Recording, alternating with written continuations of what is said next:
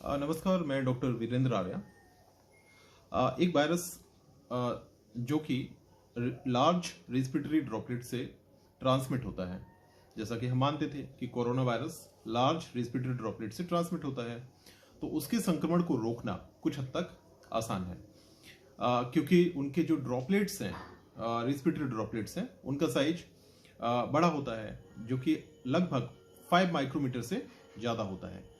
5 micrometer से ज़्यादा होने के कारण वो हवा में ज़्यादा देर तक सस्पेंडेड नहीं रह सकते और हवा उनको ज़्यादा दूर तक अपने साथ कैरी नहीं कर सकती।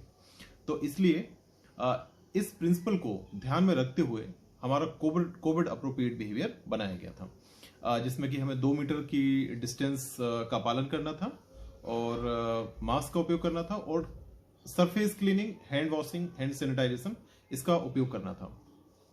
लेकिन एक नई रिसर्च में ये पता लगा है कि कोरोना वायरस का जो ट्रांसमिशन है, जो संक्रमण है, वो एरोसोल से हो सकता है या एरोसोल से होता है। तो एरोसोल का क्या मतलब है? एरोसोल का मतलब है कि साइज 5 माइक्रोमीटर से कम है।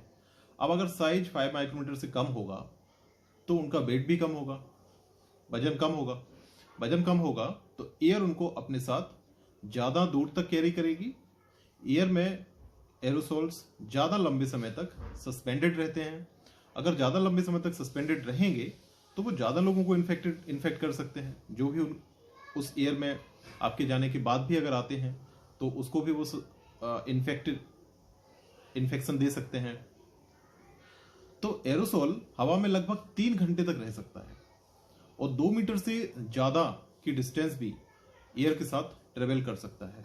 तो ये तो अब ज़्यादा खतरनाक है, पहले की अपेक्षा ये ज़्यादा खतरनाक है।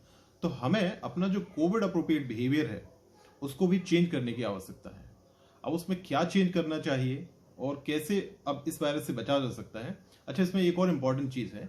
इसमें यह है कि जो एरोसोल है, जो एयर है, वो आपकी इंडोर एयर ज़्यादा खराब है, ज़्यादा खतरनाक है आपकी आउटडोर एयर से, क्योंकि आउटडोर एयर का फ्लो लगातार होता है। तो जो एरोसोल्स हैं वो हवा के साथ निकल जाएंगे, एक पर्टिकुलर प्लेस पे नहीं रहेंगे। लेकिन अगर आप इंडोर हैं और कोई पोटेंशियल इन्फेक्टियस पर्सन आपके बीच में है या आपके घर में है या आप किसी ऐसे ऑफिस में विजिट करते हैं जहां पर कोई पोटेंशियल पेशेंट हो सकता है, तो वहां की जो इंडोर एयर है वो ज़्यादा खराब है। तो आपको इससे भी बचना है। एक और इंटरेस्टिंग चीज जो रिसर्च में पता लगी वो ये है कि जो एसिम्प्टोमेटिक फेज है, जो शुरू के 4 से 5 दिन है, उसमें ट्रांसमिशन सबसे ज्यादा देखने में आया है।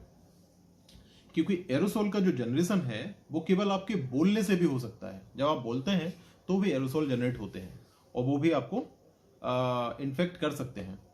तो जो पोटेंशियल कैंडिडेट है इन्फेक्शन का, उसको सर्दी खांसी अगर नहीं भी है तो भी केवल बात करने से एरोसोल जनरेट हो सकते हैं और वो आपको इन्फेक्ट कर सकते हैं। तो हमारे कोविड अप्रोप्रिएट बिहेवियर में क्या चेंज करना है, ये मैं आपको नेक्स्ट वीडियो में बताता हूँ। Thank you.